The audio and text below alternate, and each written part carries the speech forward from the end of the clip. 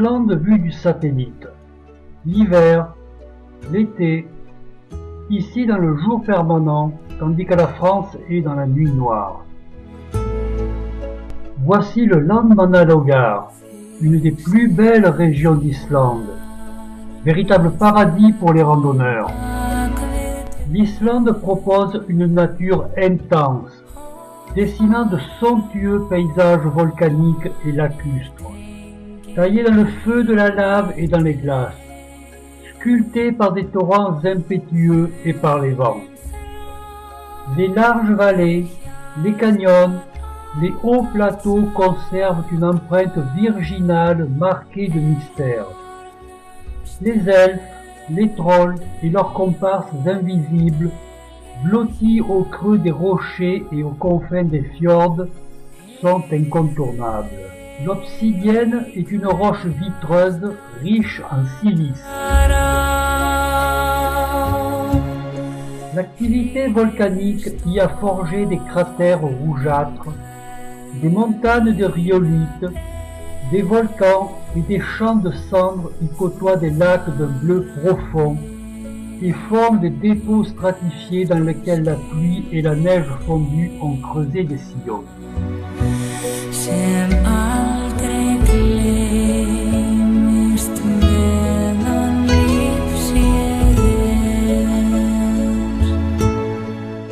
La diversité volcanique y est sans borne, et des volcans sommeillent sous les glaciers. La plupart des gens ne connaissent pas les immenses bienfaits du volcanisme. Un volcan en activité crache des tonnes de substances minérales nutritives. Chaux, phosphate, potasse, fer, des engrais naturels sortant de la terre. Avec un climat chaud et humide, il suffit de quelques années pour que ces éléments fertilisants soient assimilables par les plantes. Mais en Islande, il fait trop froid, et seulement 1% de la surface de l'île est cultivable. Heureusement, l'eau chaude vient au secours de l'île et lui permet, grâce aux cultures sous serre, d'être presque autonome en fruits et légumes. C'est en été que les rivières et fleuves ont leur plus gros débit du fait de la fonte des glaciers. Le camping du Landmannalaugar, confort sommaire, cadre idyllique. L'Ilfoss est une succession de 2 chutes d'eau, 32 mètres de haut, 70 mètres de large. Elle plonge dans des gorges longues de 3 km. Strokkur est un geyser très actif qui produit une éruption toutes les 5 à 10 minutes. L'eau est projetée à une hauteur d'environ 20 mètres. Thingvellir est un haut lieu de l'histoire islandaise. C'est le lieu de rassemblement originel d'un des plus vieux parlements du monde, fondé en 930. L'indépendance du pays y fut proclamée le 17 juin 1944, jour du 133e anniversaire de Jón Sigurðsson, leader des mouvements pacifistes pour l'indépendance au XIXe siècle. Thingvellir est situé dans une dépression entourée de sommets allant jusqu'à 1000 mètres. Il est constitué de nombreuses failles saillantes et parallèles, orientées suivant un axe nord-est-sud-ouest et qui s'éloigne de 2 cm par an. Voici Skogafoss, une chute d'eau élégante.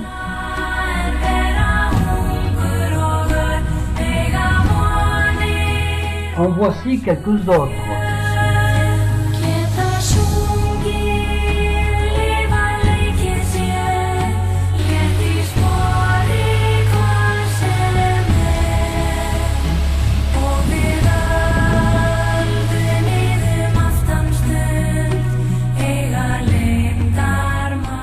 Une nature sauvage, des reflets, Des couleurs où le merveilleux tient à des lumières transfiguratrices de paysages fantastiques.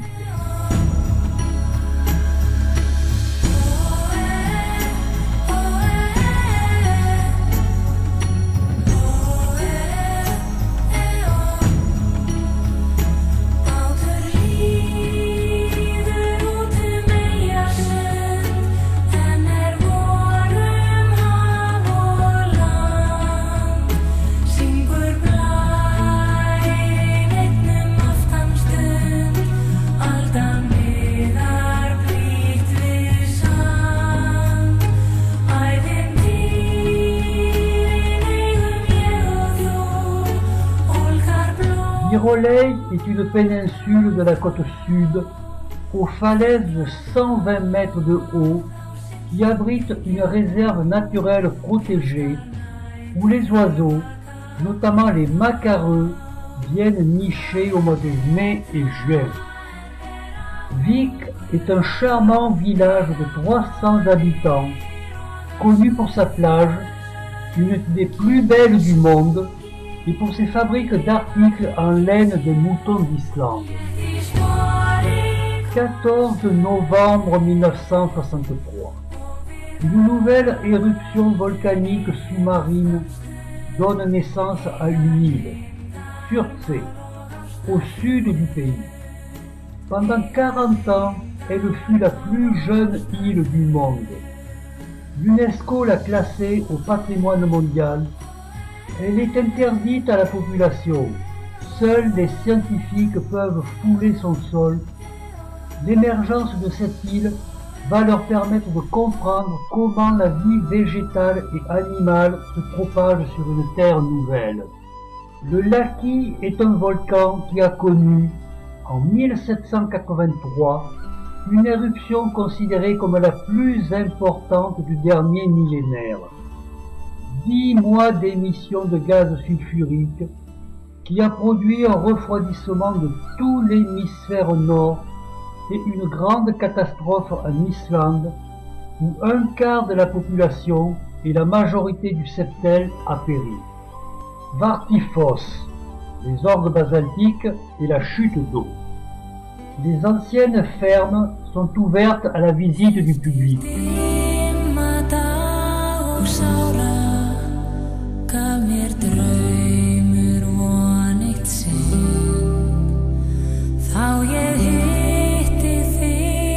Le climat islandais a la réputation d'être rude. Il nécessite équipement adéquat et parfois bonne humeur. L'Islande ne s'offre pas, elle se mérite. L'été est comparable au printemps chez nous, sachant que la lumière nocturne est presque égale à celle du jour. Le Jökulsárlón est le plus connu et le plus grand des lacs glaciaires islandais. Il se trouve au sud du Vatnajökull, dans le parc national de Skaftafell. Apparu en 1934-1935, sa superficie est de 18 km² et sa profondeur maxi de 260 mètres. Les blocs de glace se détachant du front du glacier dérivent sur le lac, s'échouent sur la plage de sable noir, puis rejoignent l'océan. C'est un lieu très prisé des touristes. Le plus grand glacier d'Europe, c'est le Vatnajökull. D'une épaisseur jusqu'à 1000 mètres, sa superficie est d'environ 8400 km² et couvre 8% de la surface de l'île. C'est la troisième calotte glaciaire du monde, après le Groenland et l'Antarctique. Situé au sud-est, il s'est formé il y a 2500 ans. À l'époque des Vikings, il était moins vaste, l'Islande ayant alors un climat plus doux. Il a atteint son apogée entre 1500 et 1800 et depuis, il est en déclin. Sous la calotte, de nombreux volcans sont toujours actifs. J'ai traversé plusieurs fois l'Islande désertique. Lorsque la piste s'efface et laisse la place au sable mouvant, attention, danger, Cette eau qui ruisselle provient du Vatchanotun. Le paysage paraît désolé, et pourtant, lorsqu'on prend le temps de marcher, on découvre d'innombrables petites fleurs.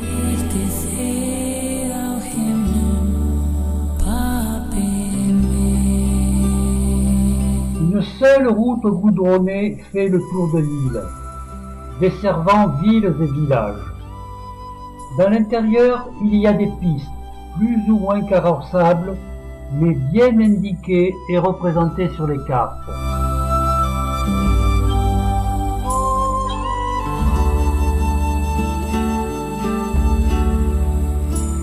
Détifos est une chute d'eau du Nord. C'est la plus impressionnante et puissante d'Europe. À proximité, Selfos et Godafoss sont de dimensions plus modestes. Le canyon d'Asbirji se trouve au nord-est. Il s'est formé par l'érosion de coulées de lave. Des sentiers de randonnée serpentent au bord des falaises hautes de plus de 100 mètres et traversent des paysages époustouflants et variés. Cascades ruisselant parmi les angéliques, bouleaux nains, sols rampants, tapis de myrtilles, rivières, mousses, champignons, cônes de scories rougeâtres et noires, formations volcaniques impressionnantes, cheminées mises à nu par l'érosion fluviale au cœur d'un parc national au nom imprononçable.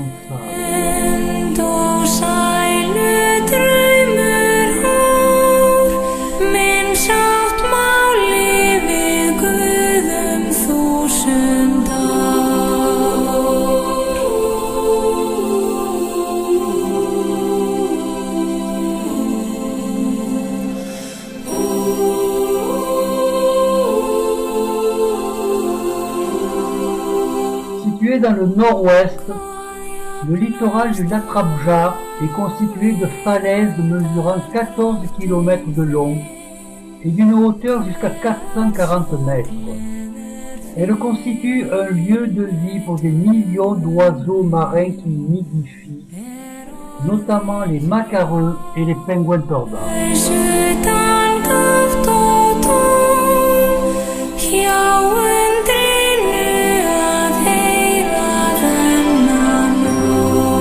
Pour aller d'une péninsule à l'autre, le bateau est parfois la solution la plus rapide. La péninsule de Snaffellnes se trouve à l'ouest. On y vit surtout de la pêche. Le volcan Snaefellsjökull culmine à 1446 mètres. La montagne est aussi célèbre en raison du roman de Jules Verne, Voyage au centre de la Terre. L'auteur situe l'entrée du centre de la Terre au sommet de cette montagne. D'immenses serres se trouvent à proximité de cette source d'eau chaude qui est celle qui a le plus gros débit en Europe. Les cascades de Ranfossar et Bernafoss se trouvent près de Borgan, sur la côte ouest. Borgan est connu pour son pont long de 520 mètres qui enjambe le fjord au large duquel le commandant Charcot et son équipage sombrèrent un soir de tempête en 1936 à bord du Pourquoi pas. Reykjavik se trouve au sud-ouest, à 250 km au sud du cercle polaire arctique. C'est une ville très étendue, les habitations sont le plus souvent individuelles. Elle compte 200 000 habitants. En front de mer, la salle de concert et de congrès Harpa est un bel exemple d'architecture moderne, béton brut de coffrage, acier et verre. Proclamée ville de littérature par l'UNESCO, on y remarque la courtoisie des automobilistes, donnant toujours la priorité aux piétons, et beaucoup de monde dans les rues dès que le soleil sort.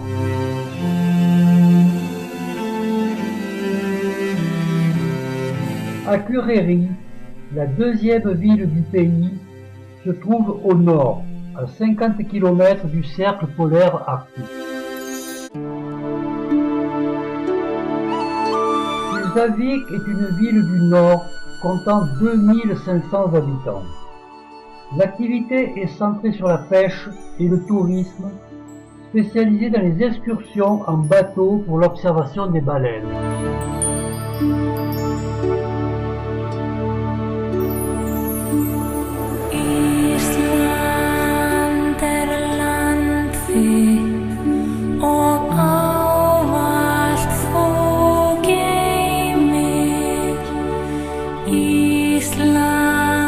Sept espèces de cétacés, 2 espèces de phoques.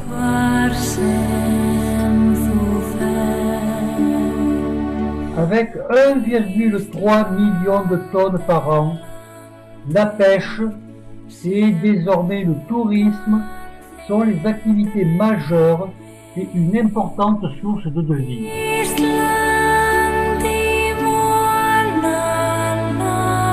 L'agriculture est l'une des plus subventionnées au monde. Les prix sont fixés par une commission spécialisée. Grâce à l'élevage et aux cultures sous serre, le pays est presque autonome en produits alimentaires.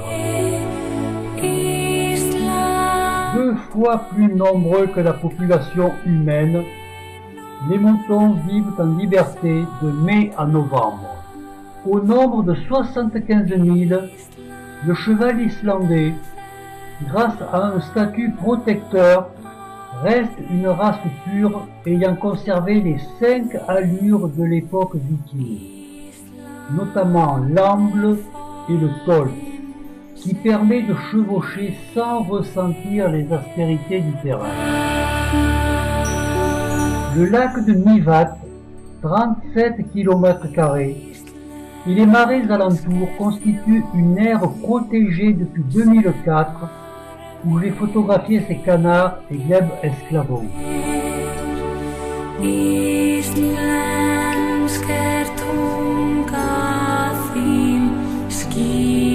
Dès 1964, la NASA envoya ses astronautes en Islande, particulièrement à Mývatn, afin de se préparer à leur mission lunaire. Quand un journaliste demanda à Neil Armstrong à quoi ressemblait la Lune, il répondit « à l'Islande ». La dernière éruption volcanique islandaise a eu lieu en 2008 et a projeté dans l'atmosphère 200 millions de tonnes de cendres, entraînant d'importantes perturbations dans le trafic aérien.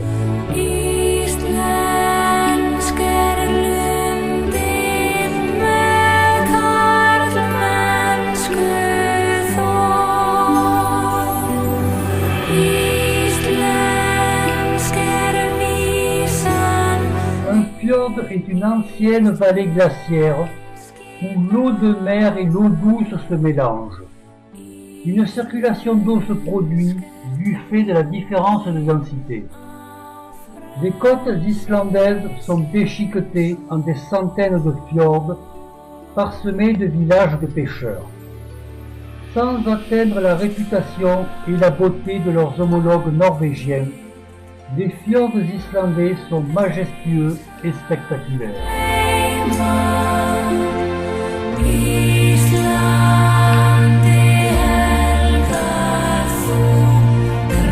L'Islande a une superficie de 103 000 km², le tiers de celle de la France, et une population de 320 000 habitants.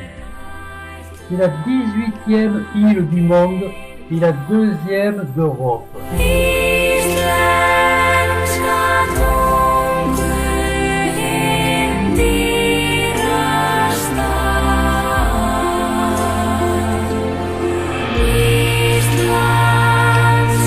Géographiquement plus proche du continent américain, l'île est rattachée historiquement et culturellement à l'Europe.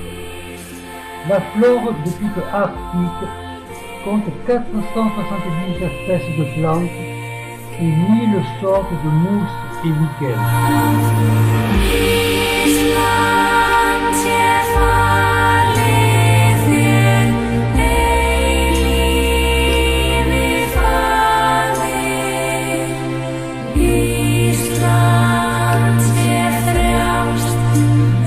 faune et la flore sont protégées et conservées.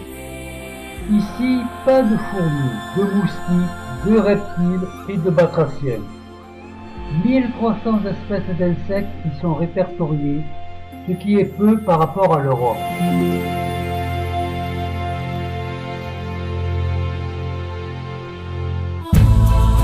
La colonisation de l'Islande commença au IXe siècle. Les colons venaient des pays scandinaves, d'Écosse et d'Irlande. Les herbages représentent 5% de la surface de l'île, les calottes glaciaires 12%, les lacs 2 à 3%, les étendues sableuses 40%.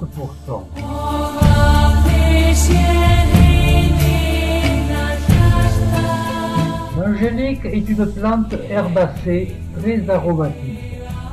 Elle pousse à l'état sauvage, comme ici dans ce vallon. Elle est aussi cultivée comme plante condimentaire et médicinale.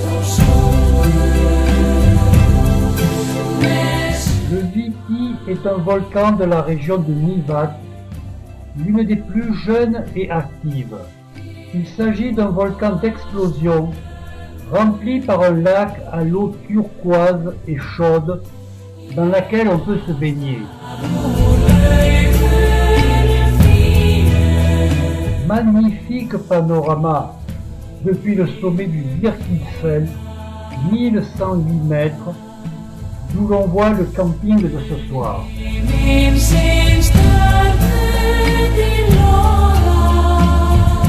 Dans la péninsule de Regjan, le lac de Keservat et les solfatares de Selten.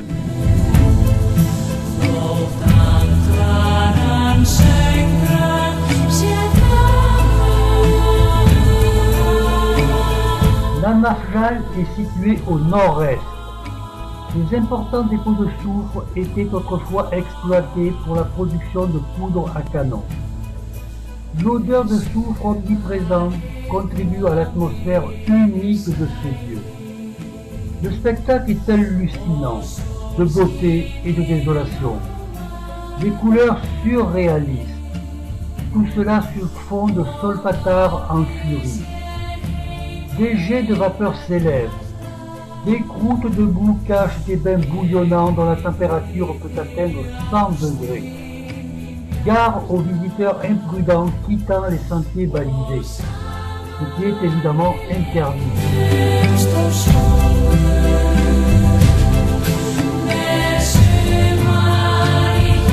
Un sentier balisé permit de monter au sommet du site à 482 mètres.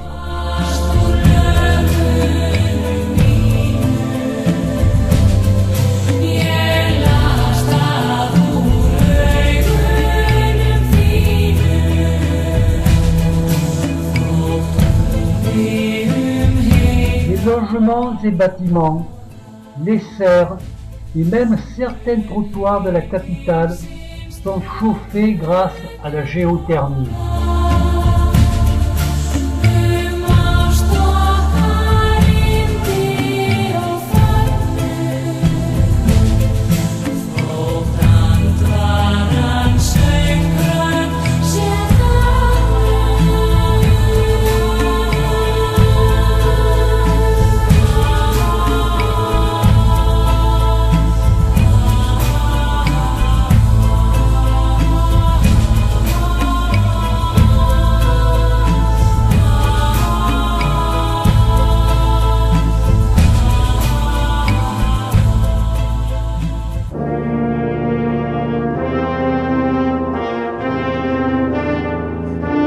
Dimanche soir, 23 février 2014.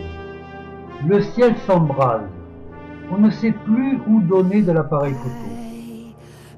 Phénomène lumineux se développant dans l'hémisphère nord, dans les régions proches des pôles magnétiques, visibles de nuit, les aurores boréales sont un réel spectacle de jeux de lumière. En arc, en cercle, en rideau, elles sont toutes unies. Les couleurs sont principalement vertes et rouges. La durée comme l'intensité sont très variables.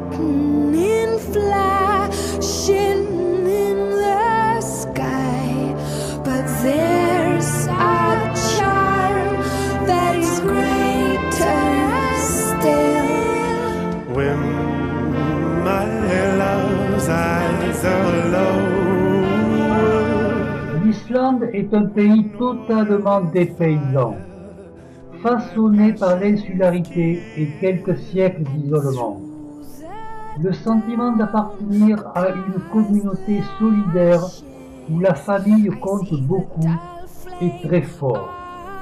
Les Islandais ont créé une société à part, à la fois société de consommation à l'extrême, au modernisme affiché, et société aux traditions ancestrales.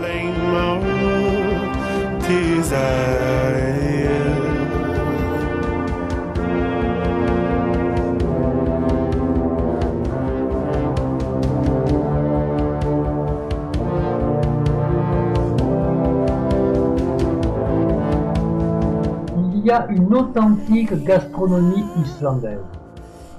La consommation de produits laitiers, pour lesquels le pays est autosuffisant, est de 1 litre par jour et par personne. Le choix est vaste. Le skyr, sorte de fromage blanc, mérite d'être mentionné. C'est une spécialité nationale qui date des Vikings. À partir d'un bol de skyr, on peut préparer un grand petit-déj, en y ajoutant des céréales, des raisins secs, de la confiture. Une vraie potion magique.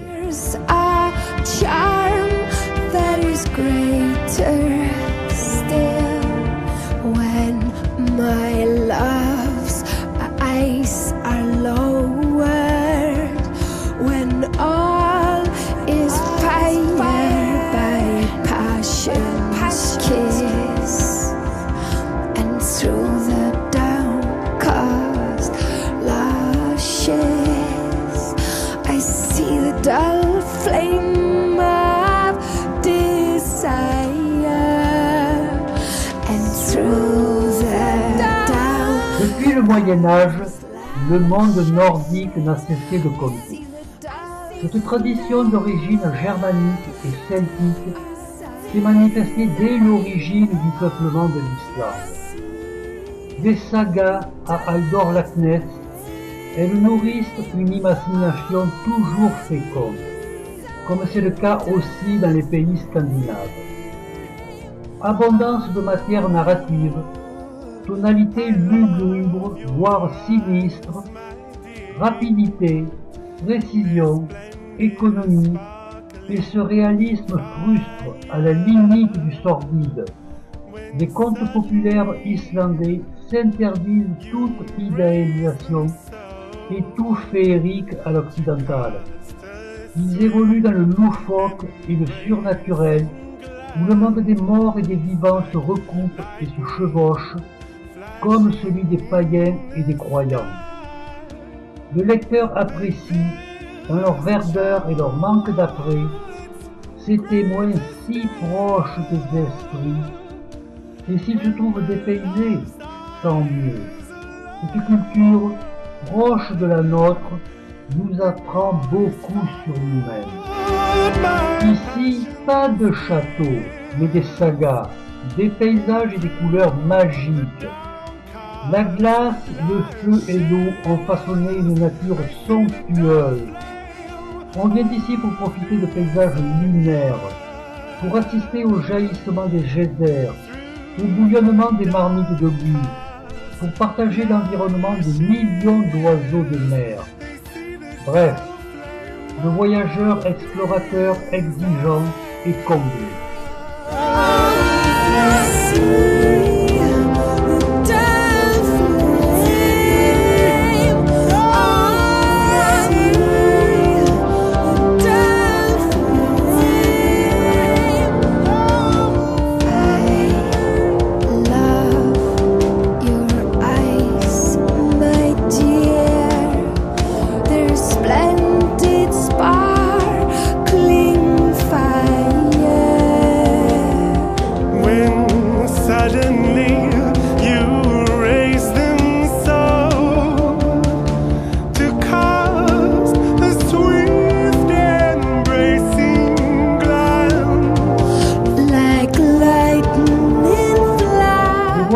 sont des moments privilégiés de l'existence. Mais la vie n'est pas toujours aussi douce. Lorsque vous êtes à la peine, pensez aux petites fleurs d'Islande. Pensez à cette inimitable odeur des solfatares en furie. Pensez à ces lumières douces et rasantes de toute beauté. Lumière divine pénétrant la lumière ordinaire et irradiant en elle. Et si cela ne suffit pas, faites tout doucement dans votre tête la suave, frissonnante et langoureuse danse des aurores boréales dans le ciel islandais.